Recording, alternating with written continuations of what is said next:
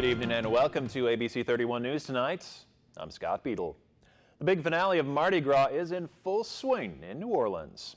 The celebrations are our big story tonight. Mayor Mitch Landrieu and the police superintendent Michael Harrison rode side by side on horseback during the Crew of Zulu parade this morning. The parade featured costumed revelers dancing in the streets and riding on floats. Parties and parades are taking place throughout the city on this Fat Tuesday. Police will clear the streets at midnight as the carnival season comes to an end and Lent begins. The party was definitely on this morning in Mamu. Folks showed up today for the Career du Mardi Gras. Revelers were out in full force, dressed in costumes, chasing chickens, and collecting ingredients for the gumbo at the end of the route. One last time for everybody, just go nuts, drink, eat, cut up, put on a show for everybody, before Lent starts. We have to start fasting and, giving up alcohol, those who do. And in case you're wondering, Mardi Gras, like Easter Day, is a movable feast. Next year, it's on February 13th. However, the carnival season always begins on the 12th night after Christmas Day. Well, clouds today could mean some rain chances tonight into tomorrow. Chief Meteorologist Chris Summers is here with your weather now. Hey, Scott. Yeah, definitely see some light rain around the area here today with a lot of clouds out there. Still pretty warm, though, this afternoon. We made it back into the mid to upper 80s in some areas here, as warm as 85 degrees in Natchitoches late this afternoon. 81 degrees here in Alexandria, 83 up Monroe. A little bit cooler down to our south, though, 79 Lake Charles and 84 degrees in Baton Rouge. So overnight tonight, and as we head into your Wednesday, a few scattered showers and thunderstorms out there. We'll continue to be breezy. Our winds have been gusty today, as high as 30 miles per hour late this afternoon. The biggest concern for us as far as thunderstorm chances go is the possibility of some heavy rain developing across parts of central Louisiana, along with a little bit of gusty winds that could be associated with some of those storms as they move through the area as we get into not only tomorrow, but actually into tomorrow afternoon as well. And as the system clears out of here, though, some sunshine returns for your Thursday and Friday, but still on the breezy side and a little cooler, too. Temperatures more back to normal here by the time we get to the end of the work week, and then more rain chances return as we head into the weekend. So we'll detail that with your 7-day forecast coming up in just a few more minutes. Thanks, Chris. A man was shot last night while he and his wife were leaving a bingo parlor in Natchitoches, and a suspect is now in custody. 51-year-old Irvin Walker of Natchitoches is charged with attempted murder. Natchitoches police say Leon Johnson was shot while driving away. He was hit on the side of his face. He is listed in stable condition, and his wife was not hurt. Police say the couple was at the parlor on Kaiser when they apparently got into a dispute with some people at the nearby car wash. A traffic stop in Grant Parish leads to the arrest of a Pollock man. 59-year-old Jimmy Rayner was arrested for possession of crystal meth and drug paraphernalia. 2 dry prom men are arrested by Grant deputies for possession of meth and other charges. They are 58-year-old Jeffrey Danzy and 48-year-old Ronald Acock. Grant deputies say they found crystal meth and hydrocodone on the suspects, as well as drug paraphernalia on one of them. In another Grant Parish bust, 2 people were arrested, and deputies say one suspect's 6-year-old daughter was in the home, along with synthetic marijuana and cash. They are Lucretia Spikes of Colfax and Eldeleus Rogers of Lena, both age 30. Both face various drug charges and use of drugs in the presence of a minor. Natchitoches deputies are seeking a man from the Flora community in connection with a break-in at a business near the Melrose community. 33-year-old Derek Brister is 5'8" and weighs about 170 pounds. Deputies say he is wanted for unauthorized entry, criminal damage, and battery. Bobby Tudor was the guest speaker at the Rotary Club today. He serves as the chairman of Tudor, Pickering, Holt & Company, which was formed in 2007. The company is an energy investment and merchant bank. Today I'm going to talk about the state of the energy industry and whether this time around is different from any of the other times around.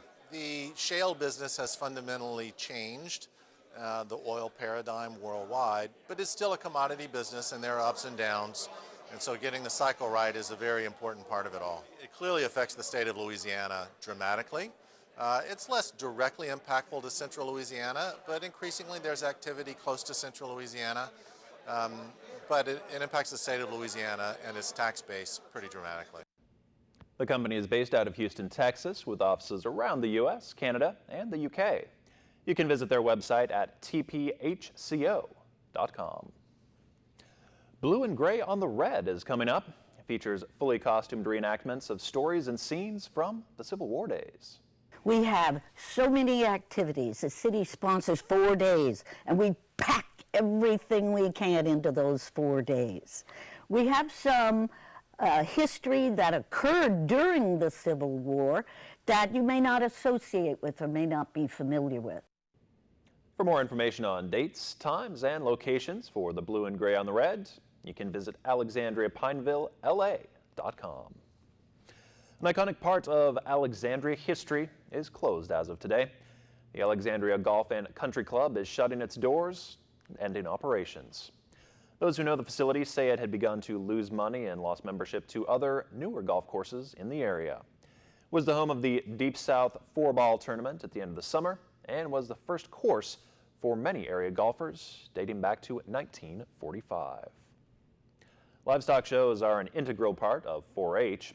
Nearly 2,100 youth from all across Louisiana participated in the LSU Ag Center Livestock Show, taking home ribbons and important life lessons.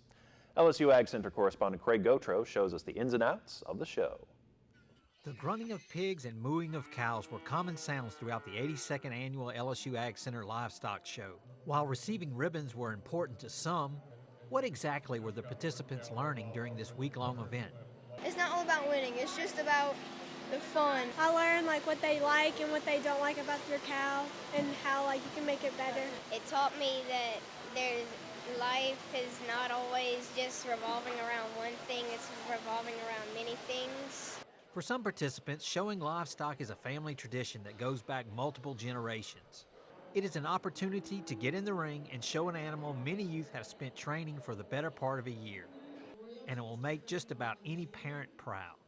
I think they get a lot of responsibilities and have to make a lot of commitments. But there's a part of them, I guess, that does it for me, to put a smile on my face. Dawn Lee is finishing up her first year as a parent of an exhibitor. Her son Brent was showing pigs, and it was an eye-opening experience for both. You got to learn how to feed the pig. You have to learn how to walk the pig. I never knew that you could train a pig. The Lees had planned on just participating at the parish level, but had so much fun they changed plans and showed at the district and state level. But what about next year? Next year we'll do 2 pigs. A week at a livestock show can be a trying experience. All you have to do is ask the participants. They're not that easy to walk, that they're stubborn, and they're not as cute and nice as they look. A lot of late nights, dirty boots, wet jeans, and early mornings. But they keep coming back. For the LSU Ag Center, this is Craig Gautreaux reporting. More than 4,400 animals were on display at this year's livestock show, which is free to the public. There was mayhem at a Mardi Gras parade in Alabama. I'll tell you what happened. Plus, a plane falls out of the sky into a neighborhood. And the latest out of California, where crews are still investigating another deadly crash. That's next on ABC 31 News.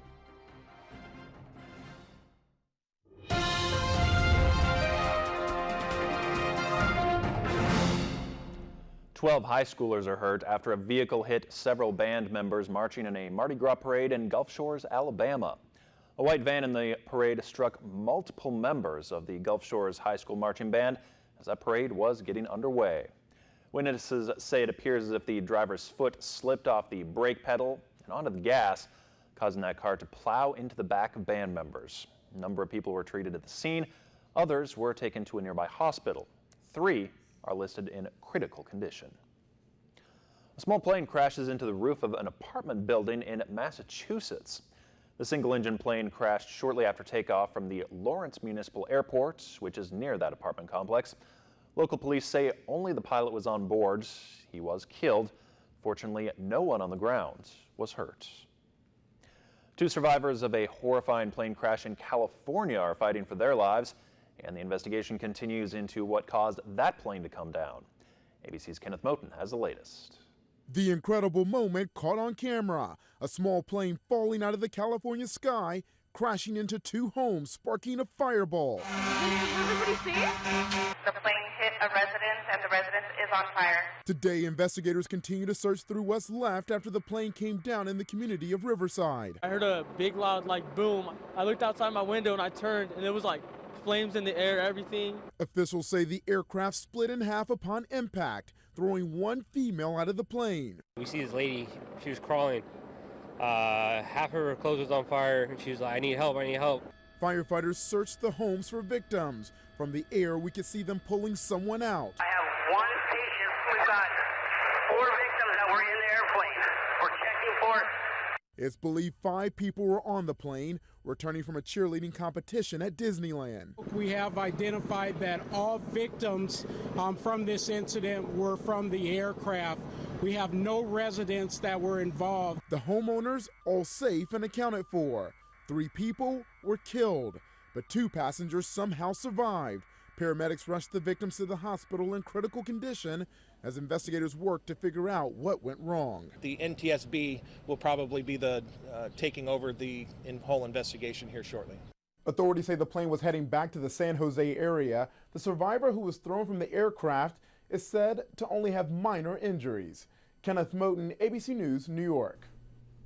Definitely a warm end to our February. Yeah, we're definitely seeing warm temperatures across central Louisiana today, into the 80s in most areas, even mid-80s found around parts of Louisiana too. Now, severe thunderstorms are developing to our north through parts of Arkansas.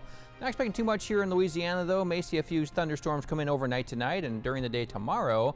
Looks like the severe weather, though, will stay out of our area for the next 24 hours. So we'll talk more about that when we come back.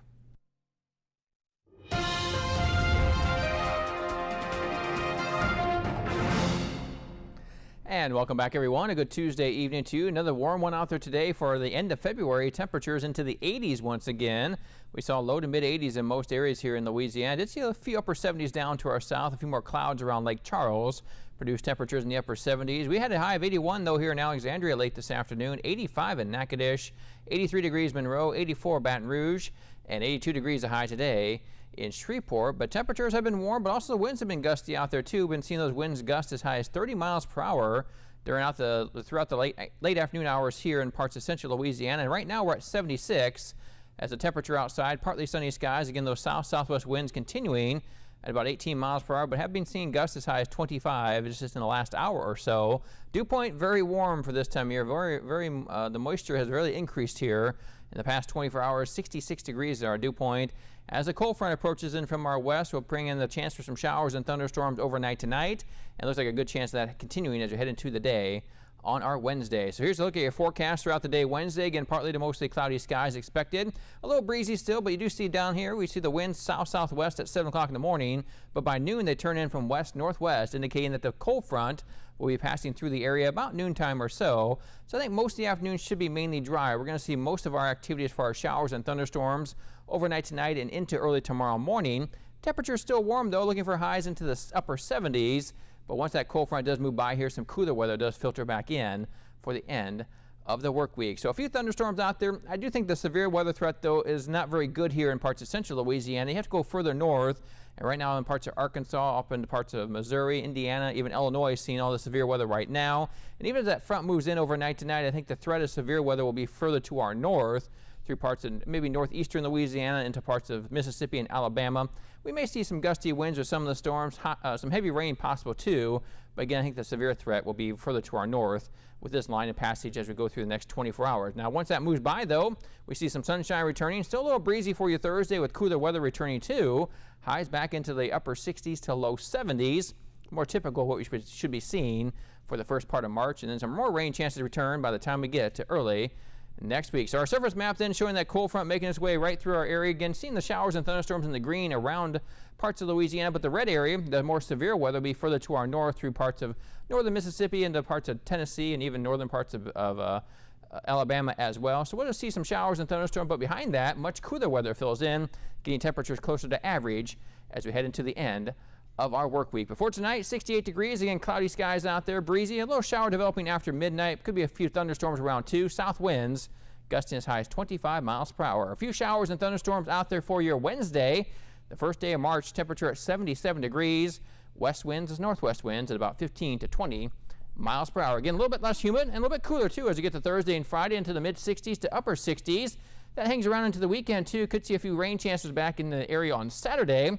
High temperatures in the mid-60s, low 70s by Sunday, with more chance of rain early next week. Could be back into the mid-70s by Monday and Tuesday. Scott? Thank you, Chris. Americans and fad diets seem to be a match made in every magazine. Now health experts are stepping up to warn Americans that they shouldn't believe everything they read. With more, here's Dr. Timothy Johnson.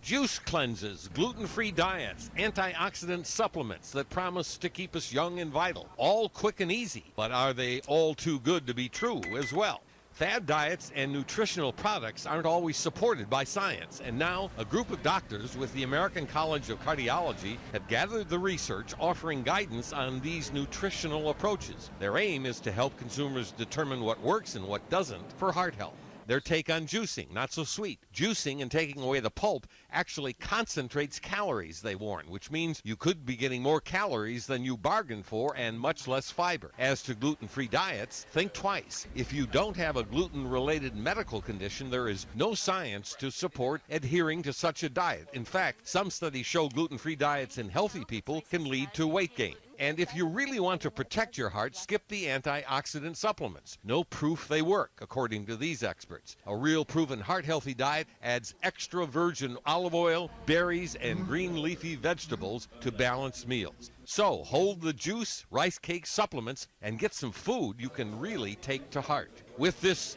Medical Minute, I'm Dr. Timothy Johnson. Most women under 45 with children at home are not getting the sleep they need. A nationwide survey tracking more than 5,000 people found only 48% of women with children were getting at least 7 hours of sleep each night. Having children in the house was not linked to how much sleep men got. Looser laws around medical or recreational marijuana may be increasing the risk to teenagers. That's according to the American Academy of Pediatrics. They warn that though pot smoking may now be legal in a majority of states in some form, it can cause abnormal and unhealthy changes in the developing brains of adolescents. Takata pleads guilty in Detroit federal court to a felony charge related to its faulty airbag inflators. As part of a deal with the Justice Department, Takata pleaded guilty yesterday to fraud and agreed to pay a $1 billion penalty. Takata admitted hiding evidence it knew its airbag inflators could explode with too much force, sending shrapnel into drivers and passengers. The Takata inflators are blamed for 16 deaths worldwide. The problem prompted a recall of 42 million vehicles, the largest automotive recall in U.S. history. United Airlines announced a major expansion, adding 22 new routes this summer. 4 will be to destinations United currently doesn't fly to. 16 will be new nonstop flights. Coming up in sports, hear from a hometown senior playing for the college his family grew up rooting for. And we'll share what Michael Phelps had to say at a hearing today.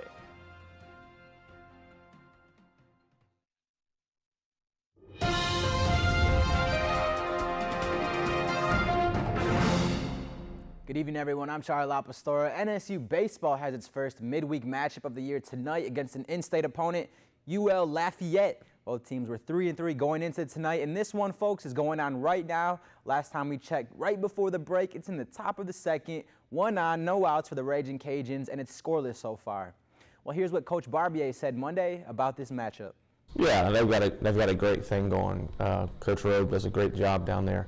They'll be a good team, just like the first 2 weekends coming to the field. And, good chance for our fans to come out and watch 2 good teams get after it. And this one's being played at home in front of NSU seniors Reagan Kaufman's home. Kaufman is from Natchitoches and was featured on NSU's athletic website today. I guess growing up here, you know, for most people, they like LSU or something along those lines, but my whole family's been Demon fans growing up here in Natchitoches my whole life, so it was just kind of in my blood. Always been a Demon? Yes, sir. All right. What's been your favorite athletic moment here at NSU?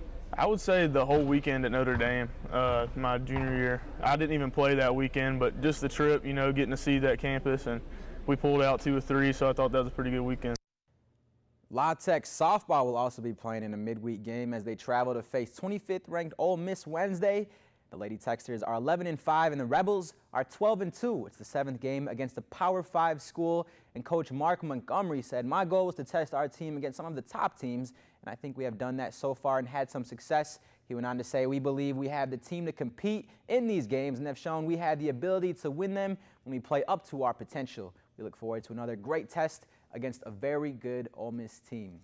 Well, congrats to Beatrice Atura, who was named LSWA Player of the Week today. Atura averaged 30.5 points a game, 6.5 assists last week. It's the 2nd week in a row she's been given this honor, and the 4th time this season.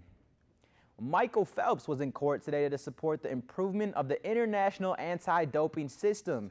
Speaking to a congressional committee on Capitol Hill, the now retired Phelps says he was frustrated in seeing the number of athletes cheating in order to win. He added that while more consistent drug testing can take a toll, it's necessary in order to keep sports fair and clean.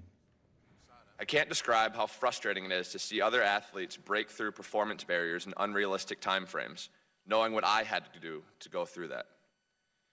I watch how this affected my teammates as well. Even the suspicion of doping is disillusioning for clean athletes. To believe in yourself through sport, you need to be able to believe in the system that safeguards clean sport and fair play. All athletes must be held to the same standards, which need to be implemented and enforced with consistency and independence. It's obviously a big deal, Scott, especially when you get someone like Michael Phelps to go and testify. Oh, absolutely. I mean, he's worked so hard, so very hard to win all those medals that he did. So, you know, how frustrating is it got to be for those people who maybe fell just short of a medal because somebody cheated. Right. They ruin it for everybody. Thanks, Charlie. No problem.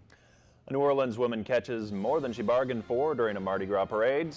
What she nabs thanks to her police officer boyfriend. Next.